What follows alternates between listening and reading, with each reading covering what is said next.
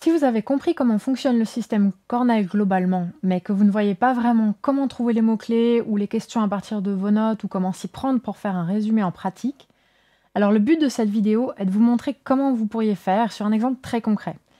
Cet exemple est un cours de physique et je vais vous donner le plus de détails possible sur la façon de procéder.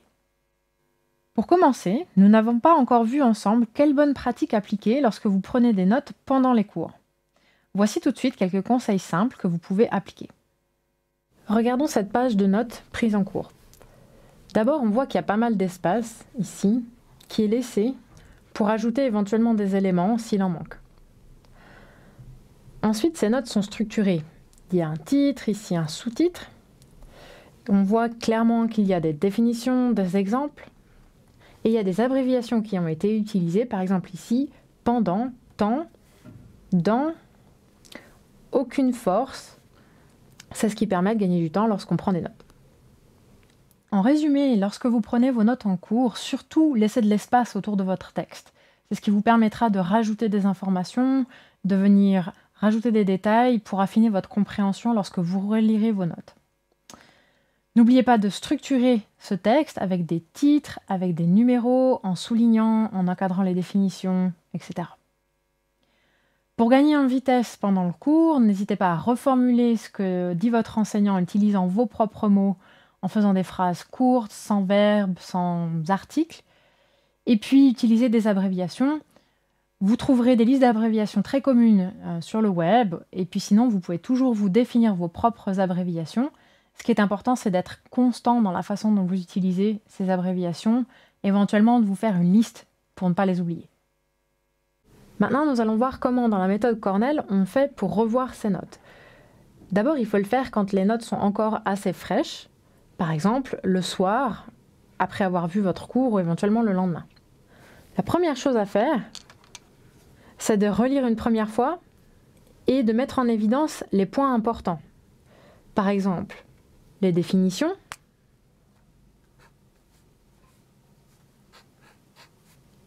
les lois.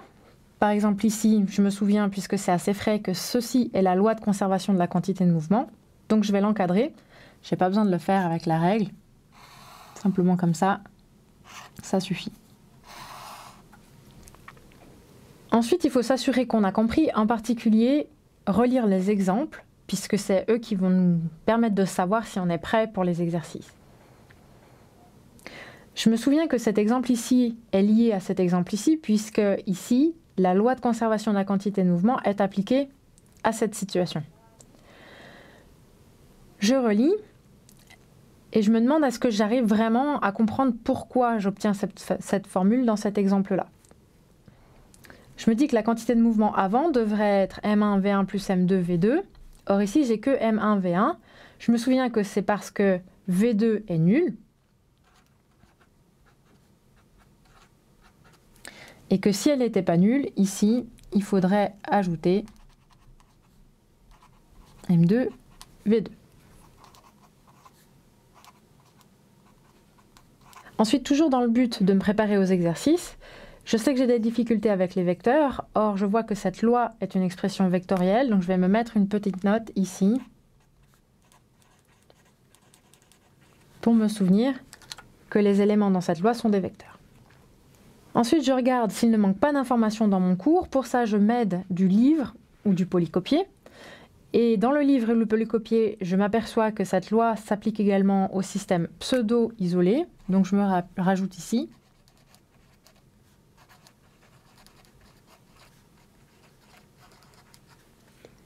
Par exemple, ici, dans le livre, je lis que dans le cas des chocs élastiques, l'énergie cinétique est conservée en plus de la quantité de mouvement, donc je le rajoute dans mes notes.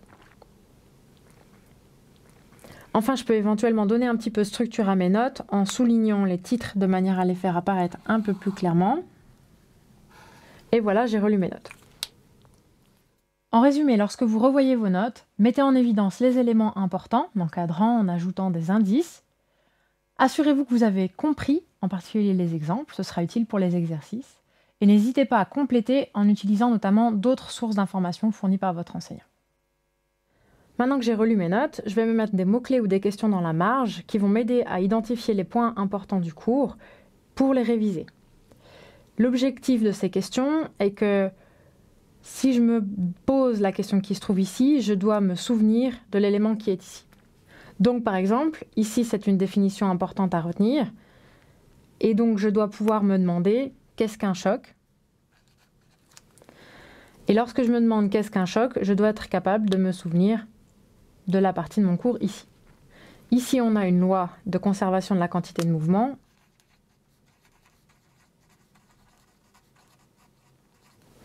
Ici, on a la loi de conservation de la quantité de mouvement. Donc, lorsque je me demande quelle est cette loi, je dois pouvoir trouver l'élément ici. Associé, il y a également une condition d'application dont il faut que je me souvienne. Enfin, ici, j'ai à nouveau une définition des chocs élastiques. Donc, je peux me demander quelles sont les caractéristiques des chocs élastiques. Lorsque je réviserai, je pourrais placer une feuille de ce côté et me questionner moi-même. Par exemple, qu'est-ce qu'un choc? Je devrais être capable de donner ce qui correspond dans mon cours et je pourrais vérifier tout simplement en faisant ceci. Lorsque vous définissez vos mots-clés ou vos questions, focalisez-vous sur les éléments les plus importants. Choisissez vos mots-clés ou vos questions de façon à vous permettre ensuite de vous interroger vous-même. Elles vont vous servir d'indice pour vos révisions. Maintenant que j'ai défini les mots-clés, je vais me faire un résumé structuré. Le point important, c'est de le faire de mémoire. Donc, je vais poser une feuille sur mon cours et je vais essayer de faire ce résumé de tête. Donc, par exemple, je me souviens que ce cours a trait au choc, que dans le cas des systèmes isolés, on a la loi de conservation de la quantité de mouvement,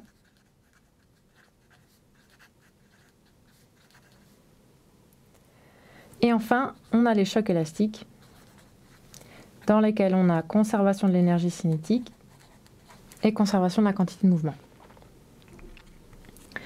Maintenant que j'ai fait mon résumé, je peux revérifier. Est-ce que j'ai clairement résumé mon cours?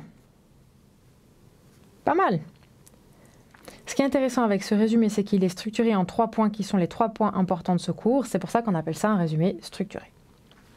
La prochaine fois que je réviserai ce cours, je ferai à nouveau ce résumé, mais de mémoire. Ensuite, je pourrais comparer le résumé que j'ai obtenu avec ce résumé-ci. En faisant votre résumé, n'oubliez pas qu'il est préférable de le faire de mémoire, en cachant vos notes notamment. L'objectif est de vous entraîner à vous rappeler, parce que se rappeler, c'est ce qui permet de mieux mémoriser. Structurez vos résumés en utilisant des listes. Limitez-vous à 3 points, les 3 points les plus importants, par exemple, de manière à rester synthétique. Voilà, maintenant vous connaissez tous les détails sur la façon d'utiliser le système Cornell en pratique. N'oubliez pas de revoir vos notes assez rapidement après vos cours pendant que le contenu est encore frais, de manière à ne pas oublier des éléments. Définissez-vous des questions ou des mots-clés qui vous aident à vous interroger vous-même et faites des résumés qui sont structurés, limités aux points les plus importants.